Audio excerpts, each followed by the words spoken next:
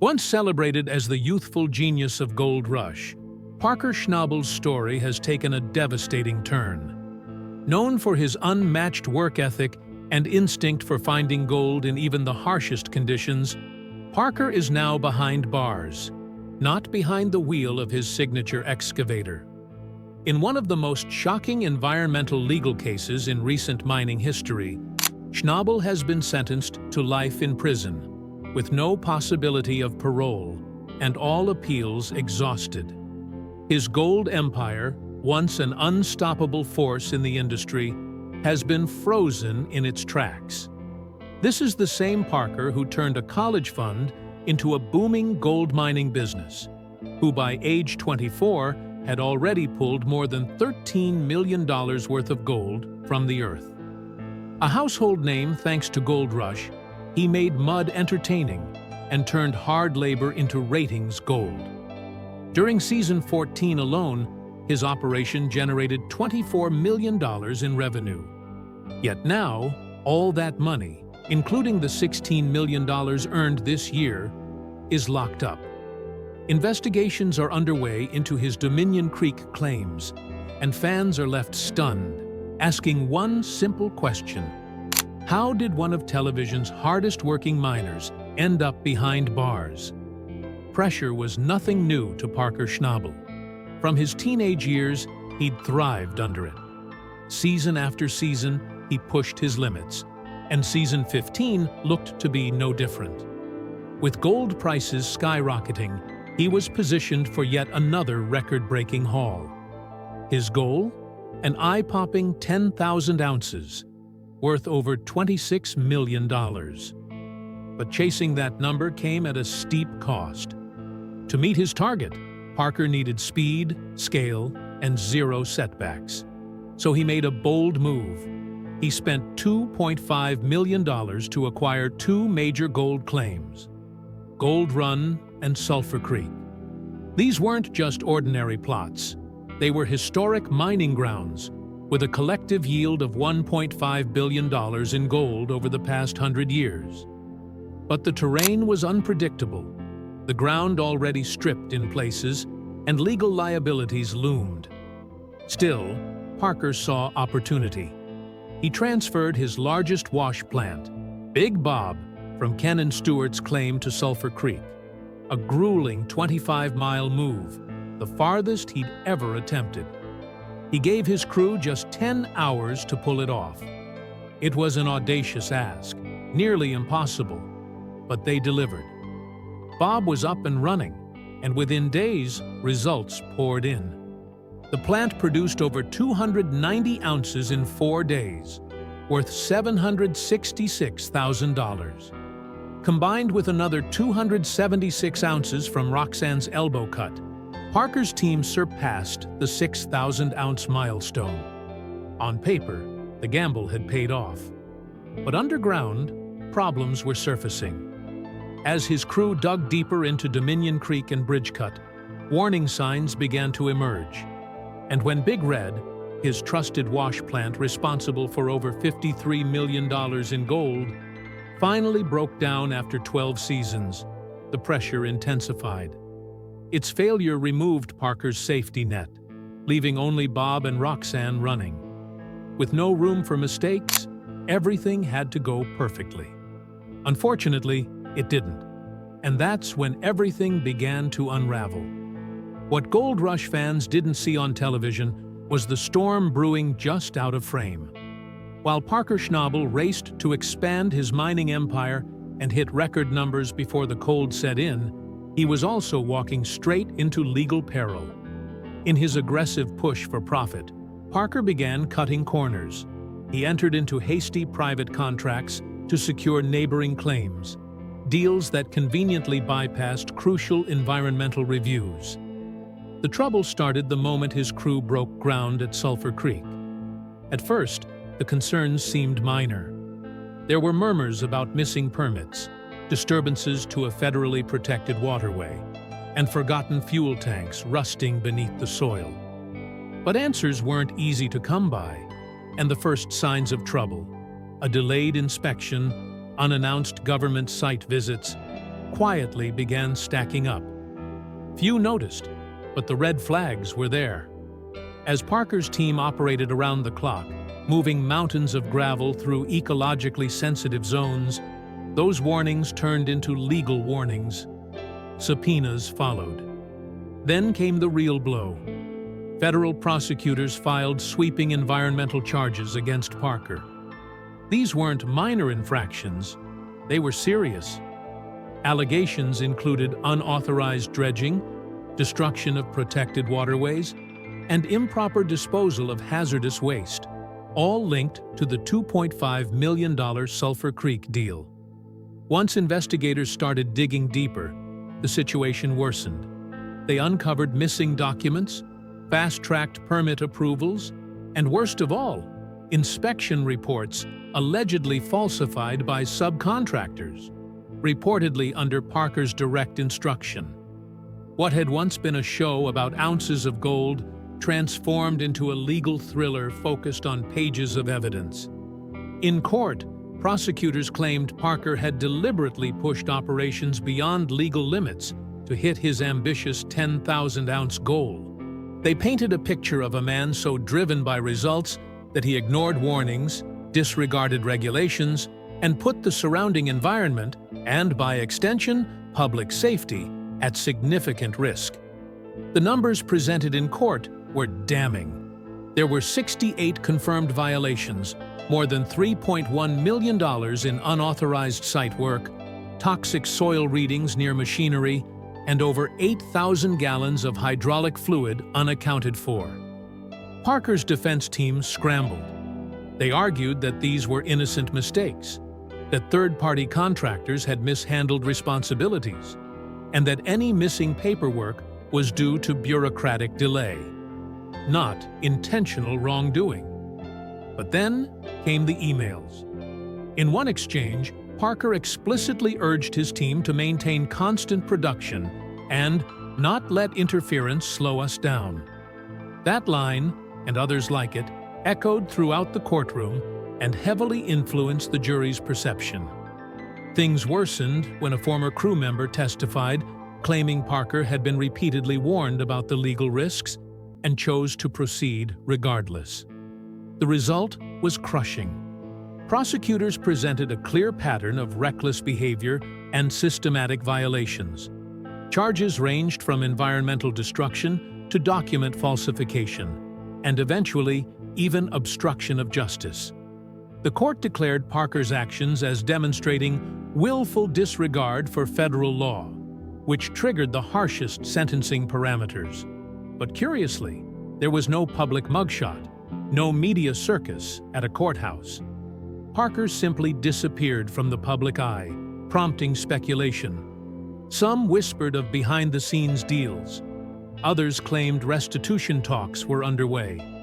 Whatever the case, the golden boy of mining was gone, and his empire, frozen in silence. What the public didn't see coming was the total silence that followed.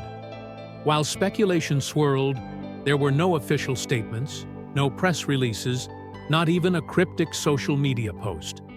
Just silence.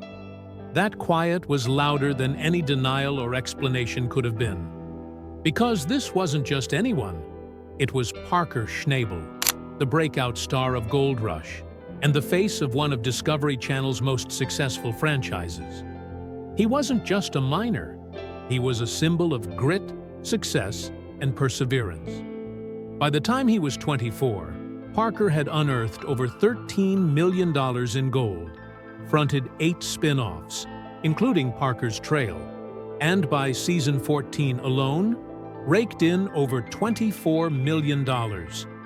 And then, seemingly overnight, he disappeared. Parker was never one to flaunt his wealth. While many in his position might indulge in luxury homes or exotic cars, Parker remained remarkably grounded. At the height of his fame, he admitted to sleeping on a friend's couch in Los Angeles rather than splurging on a Hollywood lifestyle.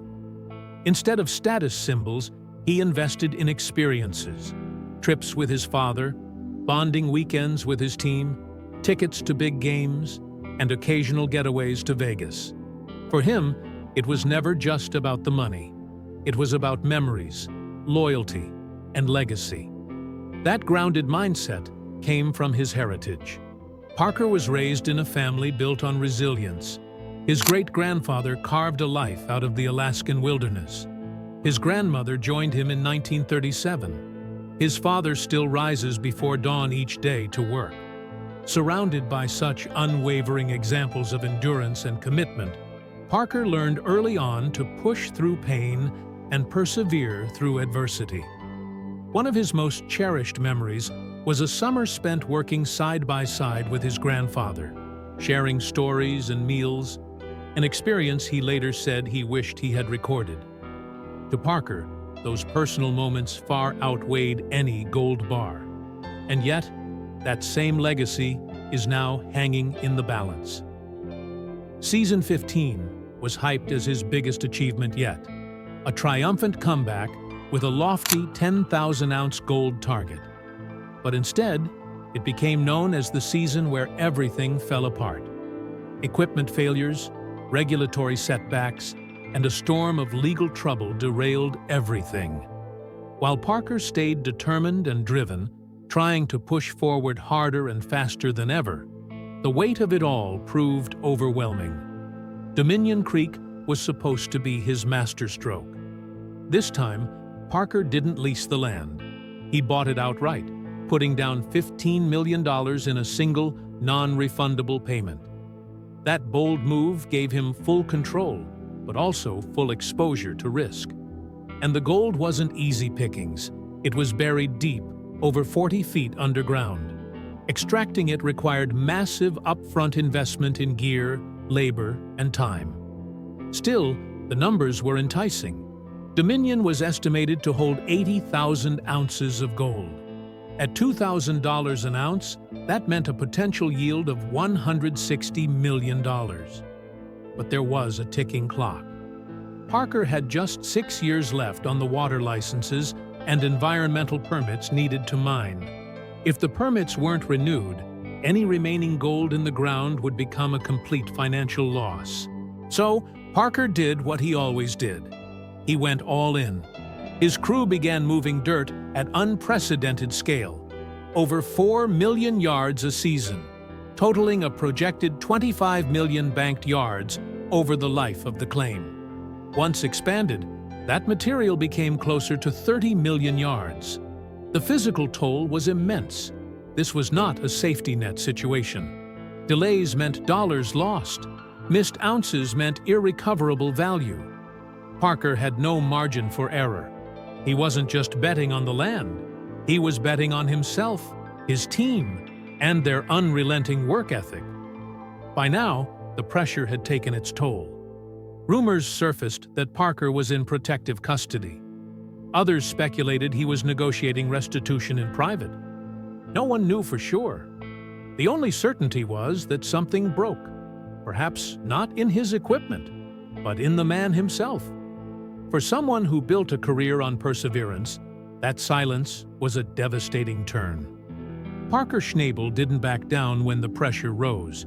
He doubled down. Instead of cutting losses, downsizing, or retreating, he expanded. He purchased more land, scaled his operations, and signed a major royalty agreement with Metallic Minerals, securing exclusive rights to mine a 12-kilometer stretch of Australia Creek. That deal alone came with a $1 million minimum annual commitment, plus additional royalty payments for each ounce of gold extracted. With that, his responsibilities ballooned.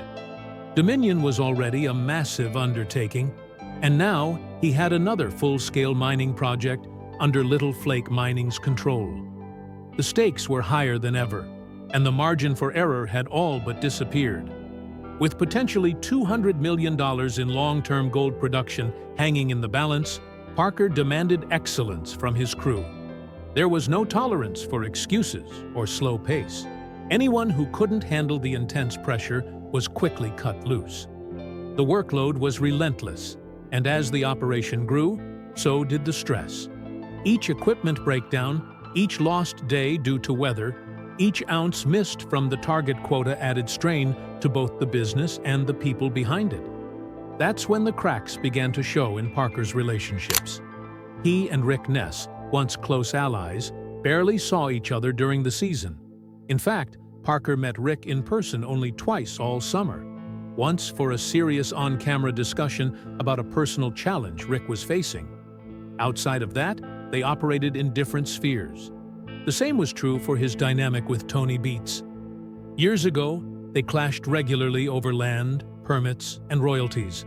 But now, with Parker owning his ground and holding his own permits, there was less friction, and also less interaction. A few casual coffees replaced once heated debates, signaling a new phase of independence, but also isolation. That isolation grew heavier as the demands of Dominion mounted. With limited outside support and a relentless pace to maintain, Parker kept his head down and pushed forward. At the same time, he was fulfilling his public promises, finalizing his deal with Metallic, leading a 400-hole drill program, and earning accolades like the Robert E. Leckie Award for Environmental Stewardship in 2022. Yet just 2 years later, he found himself facing legal scrutiny, proving how quickly things can shift in the mining world. Despite it all, Parker remained true to himself. No lavish lifestyle, no celebrity ego. He lived modestly, on friends' couches in LA, in Mexico, or in the Bahamas, always moving, always grinding. Some see that drive as inspiring. Others see it as the very thing that pushed him too far. By 2024, his estimated net worth sat around $8 to $10 million, surprisingly modest for the face of one of Discovery Channel's most successful franchises. Parker Schnabel has never lived like a millionaire, despite earning like one. He doesn't flaunt luxury watches or build a garage full of exotic cars. Most reports say he doesn't even own more than one home, a modest 2,000-square-foot house in Haines, Alaska, built in 2015 on private land by a lake. With its metal roof and wood frame, it's far from flashy. At one point, rumors suggested he purchased a $950,000 mansion, but Parker shut them down immediately, saying he was essentially homeless and preferred crashing on friends' couches. For most, that would seem like a quirky exaggeration, but for Parker, it's believable. This is the same guy who spent his entire college fund not on education, but on mining equipment and ground leases. While his peers were picking dorms, he was selecting gold claims and digging through permafrost. Dominion Creek wasn't his first big gamble, it was just his boldest. He invested $17 million into land where gold lay 40 feet beneath frozen earth. Mining there meant shifting 30 million cubic yards of dirt over 6 years, or over 5 million yards annually. The commitment wasn't just physical, it was mental, emotional, and relentless.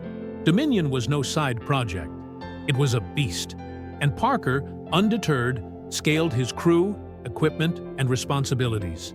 He even inked a high-stakes royalty deal with Metallic Minerals to mine a 12-kilometer stretch of Australia Creek, agreeing to a $1 million yearly commitment before a single ounce was recovered. But Parker's vision wasn't limited to Yukon. He took his ambition global, mining in Guyana, Papua New Guinea, Brazil, and beyond. When others hunkered down for winter, Parker was halfway around the world filming Parker's Trail, enduring extreme conditions, navigating foreign logistics, even pushing through altitude sickness at 16,000 feet in the Andes, all while the cameras kept rolling. His mining success, paired with Discovery Channel salaries, streaming rights, merchandise, and sponsorships, reportedly brings him more than $4 million annually. Yet despite the earnings, Parker never chased money. He chased purpose. He sought to honor his grandfather's legacy, protect his crew, and prove a young man from rural Alaska could dominate one of the world's harshest industries. And now, everything is on pause. Dominion's future is uncertain, tied up in legal review. His royalty sites are quiet, and the momentum he built sits in limbo. With Season 15 airing, Fans are left wondering, will Parker Schnabel rise from this stronger, or has the golden run finally reached its end? Don't forget to like, share, and subscribe for more updates and exciting content. Stay tuned and be part of the journey. Thanks for watching.